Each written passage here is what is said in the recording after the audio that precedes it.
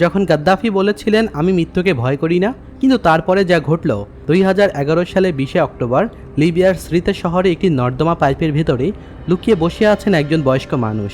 তার গা ভর্তি রক্ত, কাপড় ছেঁড়া, চুল উস্কো খুস্কো, কিন্তু চোখে এক ফোঁটাও ভয় নেই।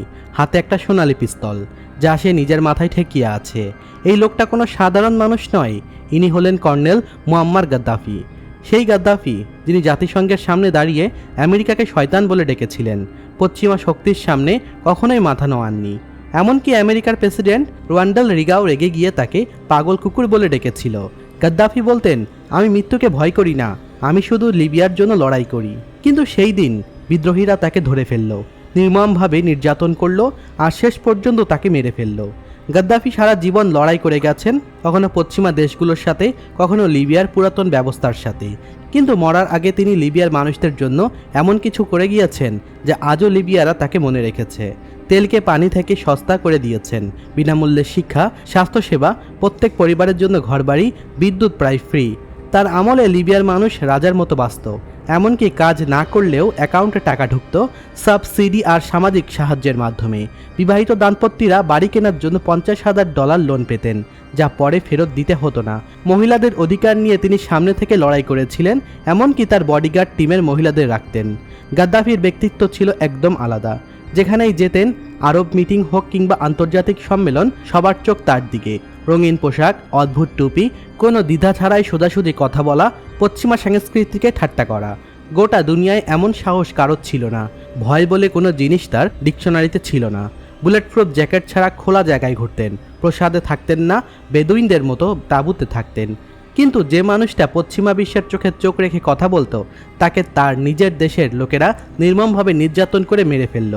তার মৃতদেহ দেখে গোটা দুনিয়া অবাক হয়ে গিয়েছিল। সবার মনে একটাই প্রশ্ন জেগেছিল, গাদ্দাফি কি নায়ক নাকি খলনায়ক? কেউ বলে তিনি একক নায়ক ছিলেন, বিদ্রোহীদের দমন করতেন, কিন্তু অনেকেই বলে তিনি লিবিয়াকে আফ্রিকার সবচাইতে ধনী দেশ বানিয়েছিলেন। গাদ্দাফি সবসময় বলতেন আমি মরব, কিন্তু লিবিয়া ছেড়ে পালাবো না। সত্যি কথা, তিনি কাপুরুষের মতো লিবিয়া ছেড়ে পালাননি। কিন্তু কি এমন ভুল করেছিলেন যে নিজের দেশবাসী তাকে মারল? আজকের এই ভিডিওতে সেই কথাই বলবো, তার জীবনের শুরু থেকে শেষ পর্যন্ত। আর আজকের লিবিয়া কেমন আছে সেটাও। 1942 সালের 7 জুন লিবিয়ার স্রিতে মরুভূমিতে একটি তাঁবুতে জন্ম নেয় একটা ছেলে, মুয়াম্মার গাদ্দাফি। তার পরিবার ছিল বেদুইন উপজাতির। জীবনটা খুব কষ্টের। গরম মরুভূমিতে উট ছাগল নিয়ে এক জায়গা থেকে অন্য জায়গায় ঘুরে বেড়াতো। ছোটবেলা থেকে গাদ্দাফি বাবার সাথে ছাগল চড়াতেন, কিন্তু তার মনে সবসময় একটা আগুন জ্বলত দেশকে বদলানোর। বাবা মা চাইতেন ছেলে উট ছাগলের পেছনে না ঘুরে পড়াশোনা করুক। তাই প্রথমে মাদ্রাসায় ভর্তি করান কোরআন শেখার জন্য। সেখান থেকে তার মনে ন্যায় বিচারের বীজ বপন হয়। পরে উচ্চশিক্ষার জন্য সাহাবায় চলে যান। সেখানে বক্তৃতা দিতে শুরু করেন, নেতৃত্ব দেখাতে শুরু করেন। ছাত্র জীবনে তিনি প্রতিবাদ করতেন ইটালিয়ান উপনিবেশের বিরুদ্ধে, যা তখনও লিবিয়াকে শোষণ করেছিল। সেই সময় গাদ্দাফি মিশরের নেতা গামাল আব্দুল নাসেরের বড় ফ্যান ছিলেন। নাসের আরব বিশ্বকে এক করার স্বপ্ন দেখতেন, পশ্চিমা আদর্শের বিরোধিতা করতেন। অবসর সময় গাদ্দাফি নাসেরের বই পড়তেন, তার বক্তৃত্ব ঘন্টার পর ঘন্টা শুনতেন। মনে মনে ভাবতেন মিশর যদি বদলাতে পারে তাহলে লিবিয়া কেন পারবে না। পড়াশোনা শেষ করে আর্মিতে যোগ দেন। সেখান থেকে পশ্চিমা বিশ্বের বিরুদ্ধে বিদ্রোহের আগুন আরও জ্বলে ওঠে। আর্মিতে থাকাকালীন তিনি গোপনে একটা গ্রুপ গড়েন যারা রাজতন্ত্রের বিরুদ্ধে পরিকল্পনা করত। সেই সময় লিবিয়ায় প্রচুর তেল বের হচ্ছিল। হিসাব মতে লিবিয়ার ভাগ্য বদলে যাওয়া উচিত ছিল, কিন্তু ভূগর্ভের কালো সোনা থাকা সত্ত্বেও লিবিয়ার অবস্থা ছিল করুণ। গ্রামগুলোয় দরিদ্র, লোকেরা বেকার, স্কুল হাসপাতালের হাল খারাপ। শহরে কিছু উন্নয়ন হয়েছে, কিন্তু সব সম্পদ ধনীদের হাতে। তখন লিবিয়ার শাসক ছিলেন রাজা ইদ্রিস। নামের শাসক, আসলে পশ্চিমাদের দাস। আমেরিকা, ইউরোপ, লিবিয়া তেলের সব লাভ গিলে খেয়ে ফেলত, আর লোকেরা না খেয়ে মরত। তাই রাজার প্রতি লোকেরা ক্ষুব্ধ ছিল। রাজা বিদেশি ঘাঁটি দিয়েছিলেন, যা লিবিয়াদের মনে ক্ষোভ বাড়িয়ে তুলেছিল। এদিকে মিশর থেকে রেডিওতে নাসারের বক্তৃতা বাজত, আরবরা এক হও, পশ্চিমাদের লোভী হাত থেকে ক্ষমতা ছিনিয়ে নাও। লিবিয়ার আর্মিতে তখন অনেক দেশপ্রেমিক যুবক। তাদের মধ্যে সবচাইতে সাহসী ছিলেন ক্যাপ্টেন গাদ্দাফি। তিনি বুঝতে পারেন শুধু রাজার প্রতি রাগ দেখিয়ে কিছুই হবে না, একটা মজবুত পরিকল্পনা দরকার, না হলে দেশ আর পরিবর্তনে আসবে না। তিনি তার সহকর্মীদের সাথে গোপনে মিটিং করতেন, বিদ্রোহের প্রস্তুতি নিতেন। তিনি ভালো করেই জানতেন রাজা ইদ্রিসের সময় শেষ হয়ে এসেছে, লোকেরা আর তাকে পছন্দ করে না। রাস্তাঘাটে তার সমালোচনা হতো। ঠিক সেই সময় 1969 সালের সেপ্টেম্বরে রাজা ইদ্রিস চিকিৎসার জন্য তুরস্কে যান, আর সেই সুযোগেই গাদ্দাফি এবং তার সহকর্মীরা রক্তপতনহীন অভ্যুত্থান করেন, রাজতন্ত্র উল্টে দেন, লিবিয়ান আরব রিপাবলিক গড়েন, মোট ঐক্য, স্বাধীনতা এবং সমাজতন্ত্র। এটা ছিল একটা বিপ্লব যা আরব বিশ্বকে নাড়িয়ে দিয়েছিল।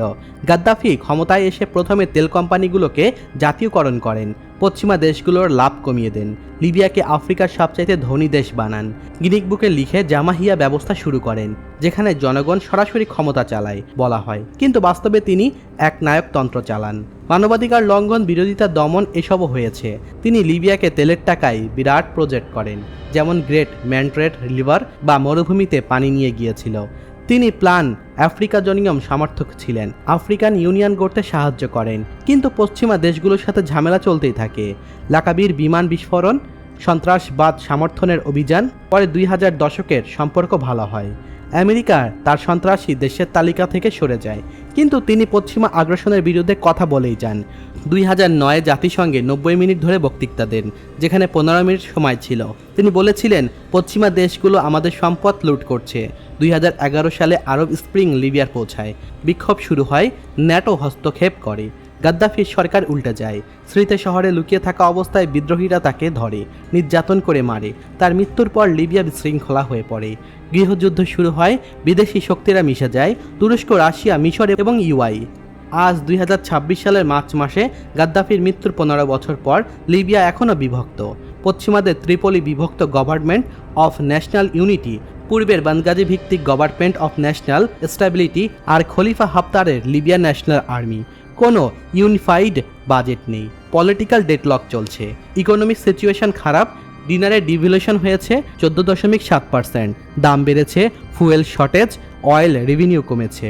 2025-এ জিডিপি গ্রোথ ছিল 13.3%, কিন্তু 2026-এ মাত্র 3.5% প্রজেক্টেড। ইনফ্লুয়েন্স লো, কিন্তু লিভিং স্ট্যান্ডার্ড পড়েছে।